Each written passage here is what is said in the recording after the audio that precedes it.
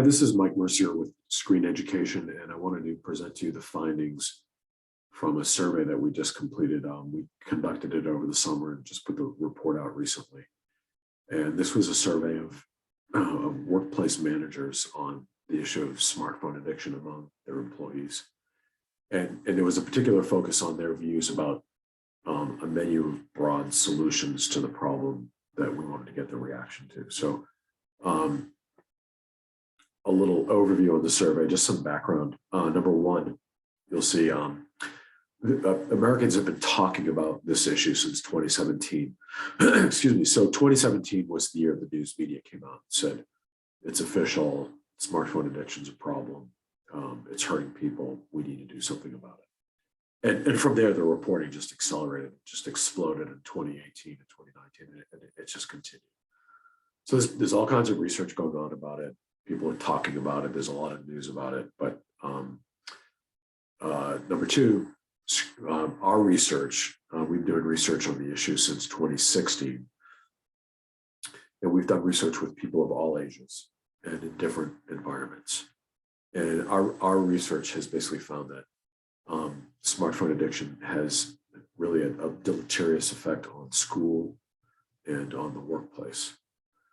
So both kids and adults are having trouble controlling their phone use in these important environments, the schools and the workplaces. Point number three, our research is also finding that people are frustrated by this, even the kids. I mean, large percentages of the kids are very frustrated by this. I would say about 2/3. So people are frustrated by their smartphone addiction and they wish they could control it. Number four, despite this, nothing's really been done about it. So there's been a lot of, promise in terms of people claiming they want to address the problem at a broad level, at a societal level, but really very little or to nothing has been done about it. Which led us to point five, which is we just wondered, are people sufficiently fed up with this that they're actually hungry for bold, broad-based solutions to the problem, which leads us to the primary objective. So the main objective of the survey was to get workplace managers' reactions to this set of broad, bold-based solutions, broad-based solutions to smartphone addiction. And then we had these secondary objectives. So number one, we wanted to determine the extent of the problem of smartphone addiction in the workplace. So we wanted managers to tell us to what extent it's a problem at their workplace. Number two, we want to understand the negative effects of smartphone addiction on the workplace. So what do managers observe as being the main negative effects on the workplace? Number three, we wanted to understand their level of concern about smartphone addiction in their workplace. So we want to understand the degree to which managers were concerned about their employees' smartphone addiction at work. And then four, we wanted to understand the degree of desire for assistance in addressing the problem.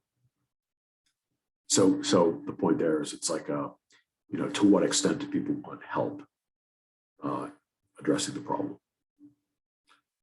Briefly, our research team, this survey was a collaboration between Screen Education and Innovate MR. And we also worked with Glenn Stark, who is a statistician based in Albuquerque.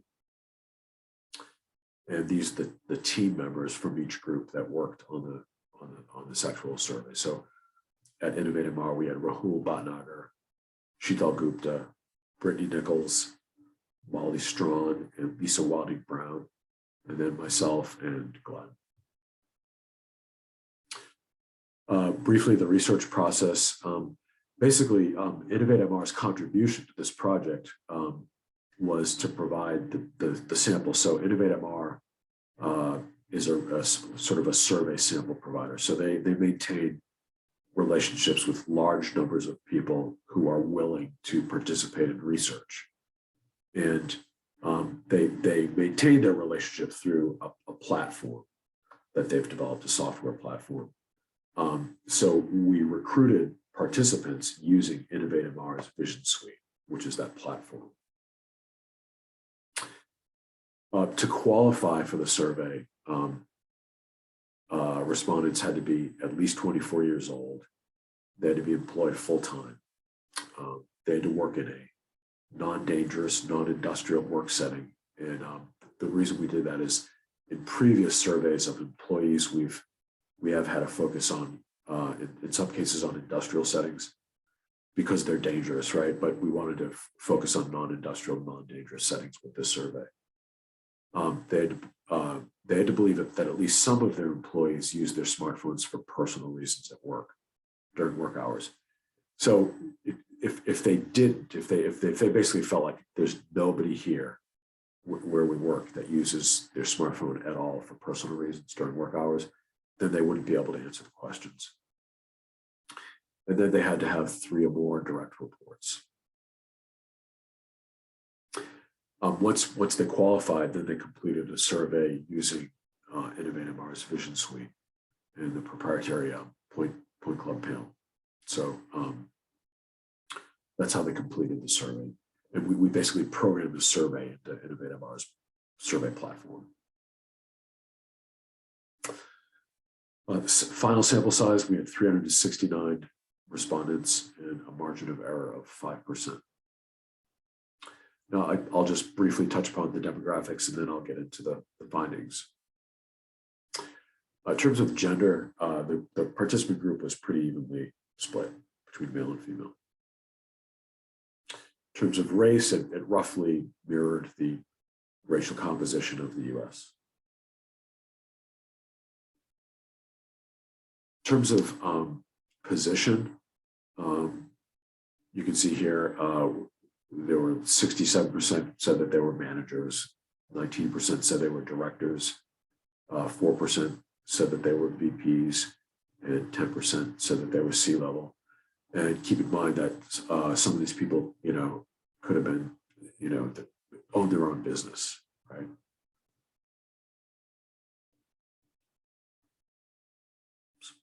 And then in terms of ethnicity, 14% were Hispanic. So now into the findings. The first area we asked about was how much of a problem is smartphone addiction? And we found that we asked the managers to estimate the amount of time the average employee at their workplace spends using their phones for personal reasons during work hours. And managers estimate that employees are spending 2.5 hours every day at work using their phones to access content that has nothing to do with work, which is a huge number, right? Out of an 8-hour day, that's a quarter of a day, right? Or more. And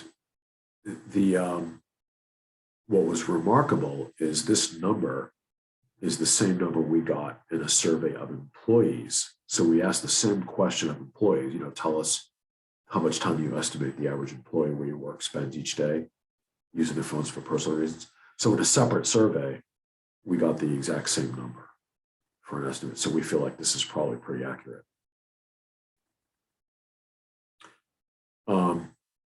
We wanted to ask about workplace culture because we had found in previous research that culture can have a real impact on whether people waste time on their phones at work or not.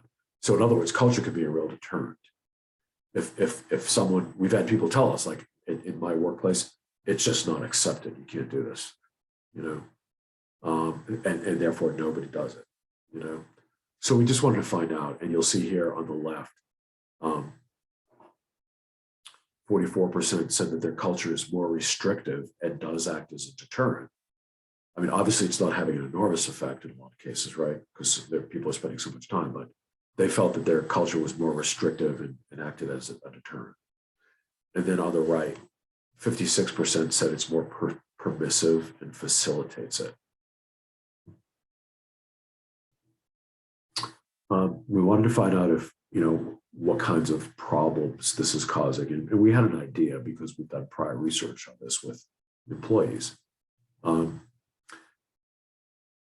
So we asked about productivity. So we asked to what degree does employees' use of smartphones during the workday to access content not that has nothing to do with their jobs affect productivity. And you can see on the right here, 42% said to a medium degree, and then 29% said to a high degree. And if you combine those, it's 71% said medium or high. So that a large 71% are saying it's having a significant effect on productivity. Now, we asked managers, what we're trying to get at here was, do you feel, what percent of your employees do you feel have this problem, right? That they can't regulate their personal phone use at work, right? And they basically said 25% of their employees. This was surprising to me. I did expect it to be higher. Now, this number is low, yet they're estimating employees are spending 2.5 hours each day, right? So this would suggest that the reason, if this is true, the reason employees are spending so much time isn't necessarily that they can't control their phone use. It sounds like it could be to a degree that they are just able to get away with it, you know? So I would have expected this to be in the 65 to 70% range. In addition to productivity, we know conflict is an issue, so we asked about that. So the idea is that, what we found in prior research is that because certain people are spending so much time on their phones, they're not getting their jobs done, which means other people have to pick up the slack for them and do their jobs, and then managers look bad and they get mad. So we know that conflict is a consequence of smartphone addiction at work. And we asked, how often does conflict erupt in your workplace due to people spending time on their phones? And you'll see here on the left here, 23% said several times a day, and then 11% said once a day. So combined, that's 20, 30, 34% said, about a third said daily. There's conflict.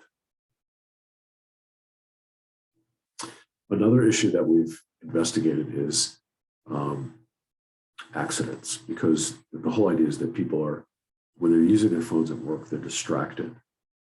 And this causes, accidents. And I mentioned that, in this survey, we were looking at non-dangerous, non-industrial settings.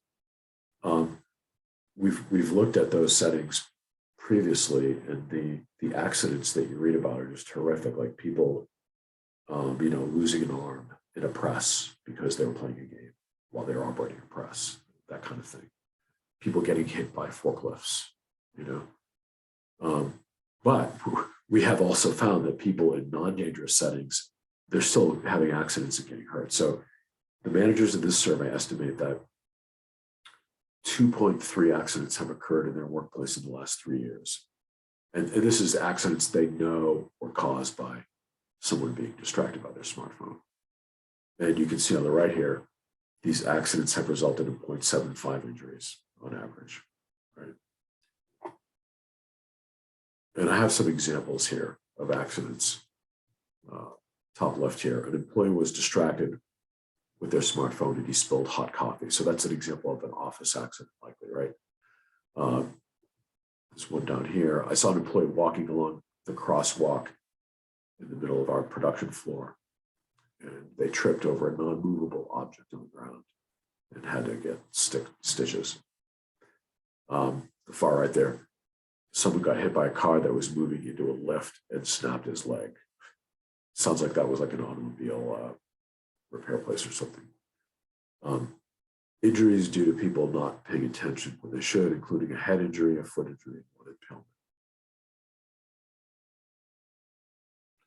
On the left, one girl was coming down the stairs on her smartphone and she slipped and broke her leg.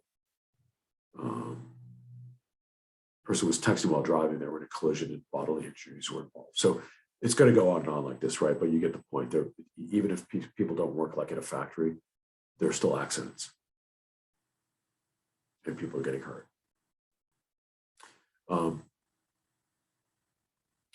Now, another issue we looked at is employees' desire for help. So what we're doing here is asking the managers if they had the sense that their employees actually would like help with this problem.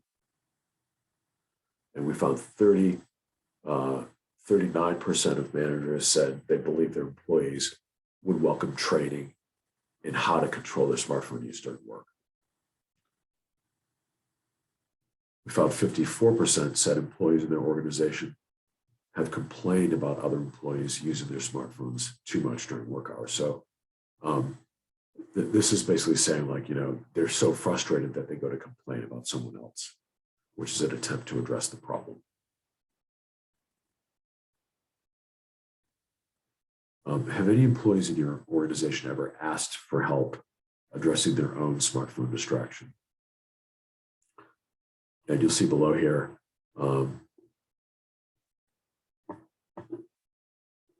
37% that said that their own direct reports have. And then 30% said other managers' direct reports have.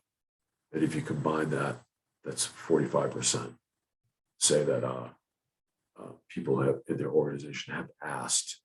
So there was some overlap between these two, but total 45% said that people in the organization have asked for help addressing their own smartphone distraction. Company smartphone policy, we wanted to find out. Now, this number is similar to what we've seen in previous surveys with employees. So 65% of those we surveyed said their organization has a smartphone policy restricting personal phone use at work. So what's remarkable here is that even though 2/3 of these organizations have a policy, clearly enforcement is an issue because they're spending 2.5 hours a day accessing non-work personal content. For those who said that their organization doesn't currently have a policy, we asked the managers, do you think your employees would find it helpful? And 43% said yes. So what they're saying here is, yes, this is enough of a problem that we think our employees would welcome a policy designed to address the problem. And a restrictive policy that would affect them personally, right? In other words, they want some help, is what these managers believe.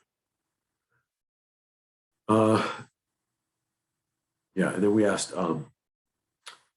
should people be taught when they're young how to self-limit their screen time, or would they be better off if they were left to teach themselves how to self-limit their screen time?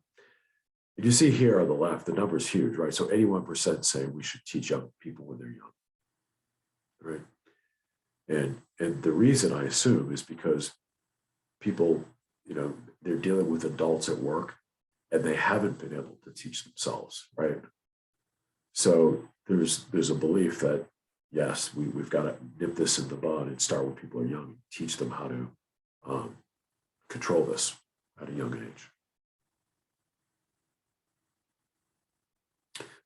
And then we asked them if it would be helpful if employees, upon hire, already had the ability to self-limit their screen time.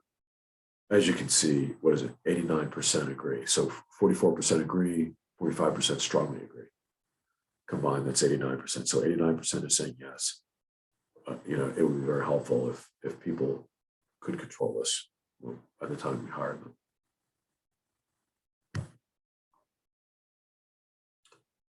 And now this is the final part of the survey. We're getting into the menu of solutions I mentioned. We're asking about these broad, bold solutions. So one solution we asked about was a school-based solution. Excuse me. So we asked, do you feel that our schools could be an effective force in helping young people develop the ability to self-limit their screen time? You'll see here, basically on the right, 90% agree. So 46% say they agree, 44% strongly agree.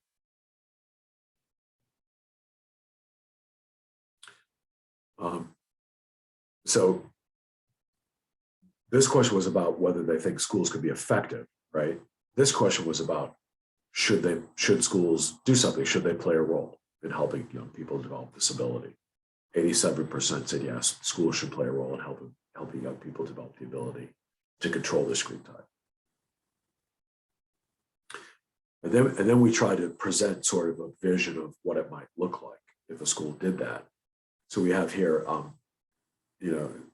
school system educating students as they progress through each grade level about smartphone addiction in order to instill in them over time the ability to independently control the screen time. So the idea would be starting in first grade, kids are learning about this and it's being reinforced every year until they graduate high school. And you see here, these are huge numbers, right? So 52% agree, 39% strongly agree. And combined, that's 91% agree that schools should educate kids every year about this. Some other types of solutions we asked about were apps-based, so something to do with an app that would help address the problem. So we asked, should the companies that create the most addictive apps like games, social media, streaming video, should they place daily time limits on young people in order to help them reduce their screen time? You'll see 42% agree and then 33% strongly agree. And combined, that's 75%. So 75% say yes. The companies that provide these apps should place daily time limits on young people. This question was about AI. So we're basically asking, should AI be used, artificial intelligence be used to address the problem? And we wanted to avoid using the term AI in case people didn't know what it meant. So what we asked here was sort of a description of something that could only be accomplished with AI. So the idea here is that, we said, imagine all smartphones had a built-in application, an AI application that sensed when young people were using their phones in an addictive way, and that then in response helped them regain control by coaching them and by temporarily limiting their access to this addictive content to stop the compulsive behavior, right? How would you react to this application? Again, huge numbers here. 50% said positively, 33% said very positively, which combined, that's 83%. So that, this would be a positive thing if we used AI to do this. Another approach would be a public policy approach, so having laws and regulations. And we took that previous idea of having the app set time limits on kids, daily time limits. And we asked, well, what if that were a regulation? What if they were required to do that, right? Should there be a regulation requiring the companies that create apps that are most addictive to place daily time limits on young people? And you'll see 50% said they agree, 20% strongly agree. Combined, that's 70% that say yes. We also, another approach we took was to change the culture. So to infuse our culture with cultural values or to reinforce certain values that increased people's motivation and ability to control their phone use. And the cultural values we focused on, if you look at this bottom line here, things like, up here, discipline, self-control, sacrifice, and a focus on achievement. And we asked this because we had explored this in some focus groups, and we sensed that there was a hunger in kids to have this a shift to this sort of focus.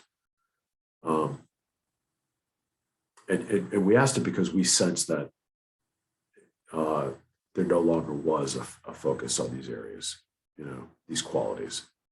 It's not explicit the way it was when people like me were young in the 80s. So the question was, disagree or agree? It would be good if society began placing greater emphasis on developing within young people personal qualities that would help them control the screen time.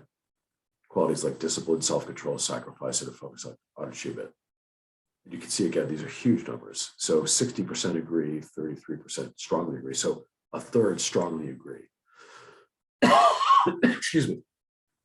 You'll see on the left there, only 8% said no, I don't agree. So that's 92%. I'm sorry, 93% think we should focus on these values.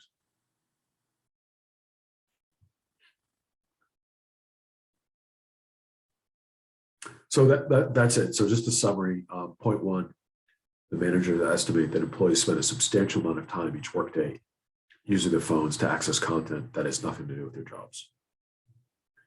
Two, they say the managers say this reduces productivity, it stokes conflict, and it causes accidents that can cause injuries.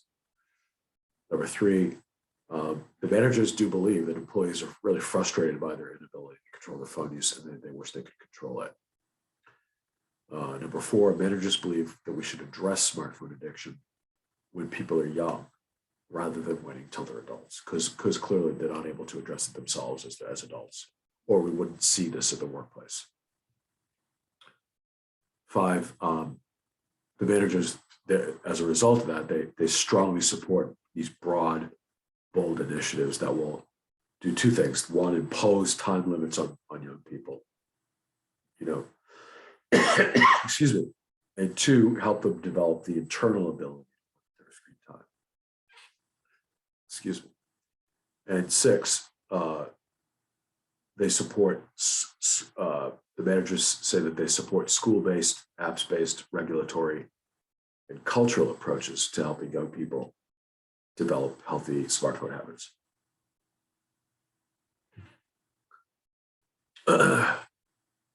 And the implications of this, schools should really develop curricula to teach students how to self-limit their smartphone use. Number two, the apps providers really should get serious about doing something to help young people address the problem by limiting the amount of time they spend each day on their phones. Three, we feel that Congress should consider regulations to address smartphone addiction among young people. And then four, we do feel we should consider reviving traditional values that would reorient the culture around spending less time on phones and more time being productive, things like discipline, self-control, sacrifice, and a focus on achievement.